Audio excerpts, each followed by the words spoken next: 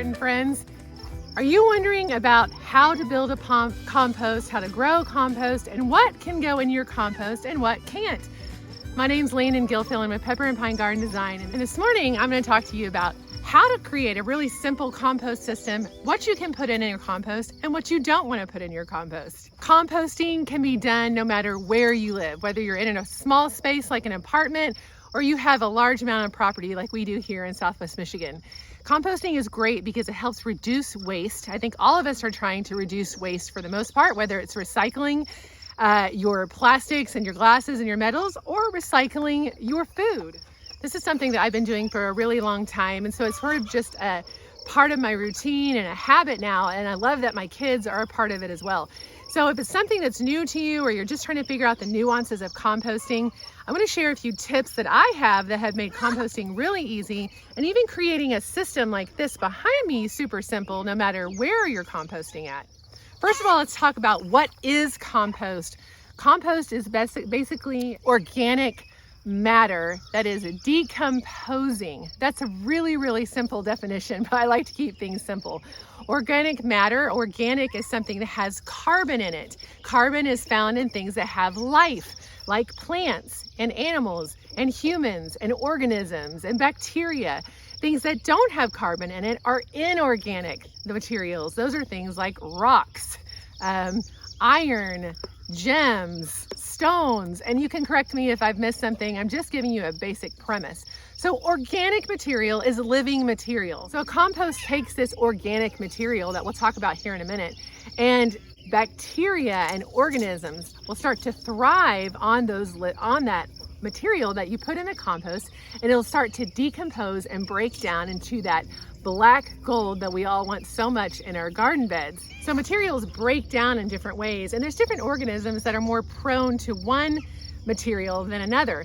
But the idea behind the compost is taking these materials that we no longer need in the house, whether they're leftover vegetables, skins of vegetables that we don't eat, eggshells and such and so forth, that we throw into this compost that then will break down a whole range of nutrients that can feed your garden. So let's talk about what you can put in your compost and what you don't want to put in your compost. So let's start with what you can put in your compost. There are so many things that you can put in your compost, whether it's a system like this or one of those compostable cans you can have on your kitchen sink. Honestly, my compost goes in whatever plastic container I can get my hands on. It'll sit on my counter till we fill it up, and then we'll bring it out. So things like vegetable scraps, any kind of vegetable scrap can go in your garden unless you've treated it with oil. So if like you've made a salad and you have some salad greens left over, you don't want to come put the salad in the compost because that oil is going to end up being rancid and putrid, and that's not what you want in your compost. But any sort of fresh salad green, if it's got salt and pepper on it, sure, that can come out here. You just want to avoid salad greens or leftover vegetables that have any sort of oil component on it. You can put your coffee grounds out here. Now I will say that coffee grounds that have pesticides on them, if that pesticide residue is in your coffee grounds, it's going to be in your compost. Some people say that stuff gets broken down in the breaking down, decomposing process. Others don't. For the most part, I like to keep what I put in this compost organic in the terms of pesticide and herbicide free. You can put straw in your compost. Hay and straw, again, if that stuff's been treated with herbicides and pesticides wherever you got your hay and straw, that will also be going in your compost. So you want to make sure you're getting straw and hay and grass clippings or leaves, whatever you're putting in your compost that has not been sprayed. So that leads to the next thing.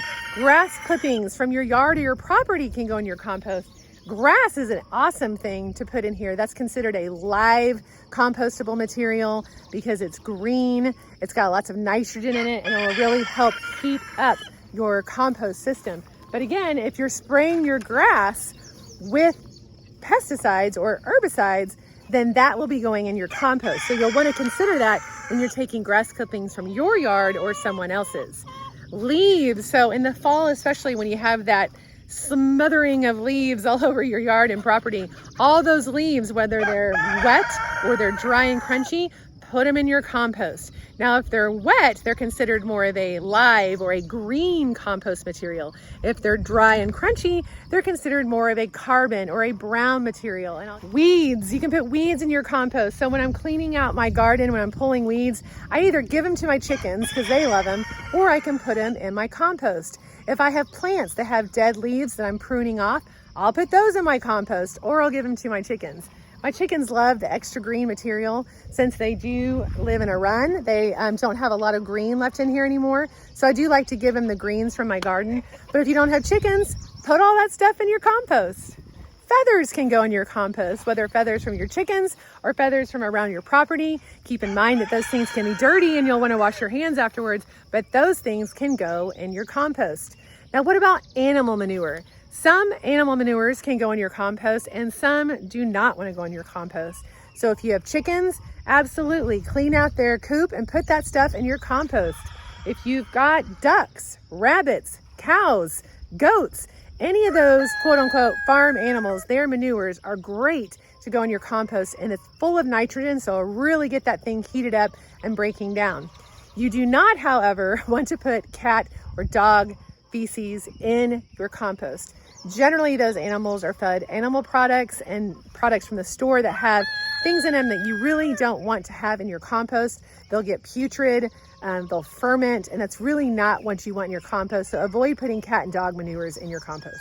Now, as far as your composting system, there are some people that get really into the nitty-gritty of temperatures. They have a compost thermometer, which I have one of those too, and kind of use it haphazardly. But really in the past, I've been pretty haphazard with my compost and have had really good success. What I generally have done is I take something like pallets, like you see here, and I either have one section or multiple sections where I'm putting my compost materials.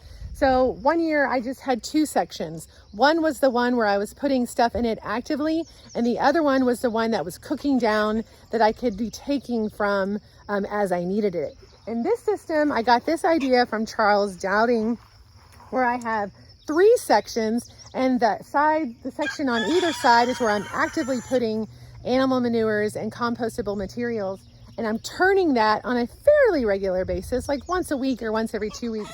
And eventually the stuff from this side and this side will be going into the middle, where that will break down, and that will be where I pull my compost from that I need in my garden. And then I will continue to fill the sides with things from around my property and my house.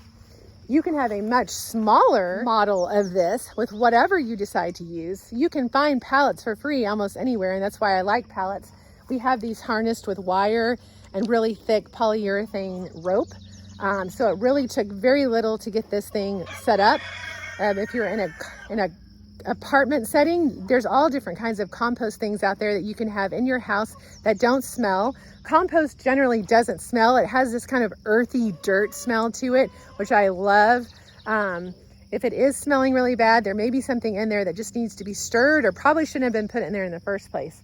But what you do want to do is make sure you are stirring it at least once or a week or every couple of weeks, just to make sure that the stuff on top is getting stirred underneath and that heat is being distributed throughout. Because as those organisms break down that material, they are producing heat, and that is what will kill out any sort of bacteria that may be in there, especially from farm animal manures.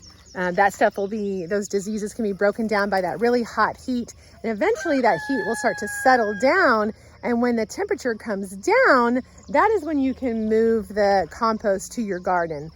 You'll see that sometimes you have what kind of looks like a burnt, ashy look in your compost, and that's because it's just gotten so hot that it's literally burned the debris in your compost and has broken it down. And if you start digging down underneath where a lot of that breaking down and decomposing has happened, you can be pulling out from underneath the bottom of your compost heap and then turning it under for it to cook down. And sometimes it can cook down in 2 to 3 weeks, depending on how much material you have in there. The larger your heap, the more heat it's going to produce. The smaller the heap, the longer it's going to take to break down. So really my biggest encouragement to you is just to get started. Start saving your food scraps. Again, your vegetable and fruit scraps, not your meat products, not your oil products. You can use eggshells in your compost, but you don't necessarily want to put eggs in here because of the protein element. everything that I've listed. There's a lot of other things. Wood chips are great, although those take a while to break down. Really any living thing other than animal meat, oils, fish, those things you definitely do not want in your compost. But just start collecting your vegetable scraps, grass, weeds, coffee grounds, and start putting them in some sort of container like this or inside your house. Go to Amazon and look it up. Ask friends what they're using and just start utilizing those things that you have in your house that you've already paid for or are practically free from your property, and start creating your own compost. That's how I've got started, and I've just basically continued to fine-tune my system over the years. And I'm really excited to get this thing really up and going during this season, so I can show you the progress at the end of the season. So thanks for watching. If you've enjoyed this or any of my other videos, consider subscribing or sharing with a friend who you think might enjoy it. And as always, my name is Landon Gilfillan with Pepper and Pine Garden Design, growing gardeners and their gardens, and I'll see you in the next video.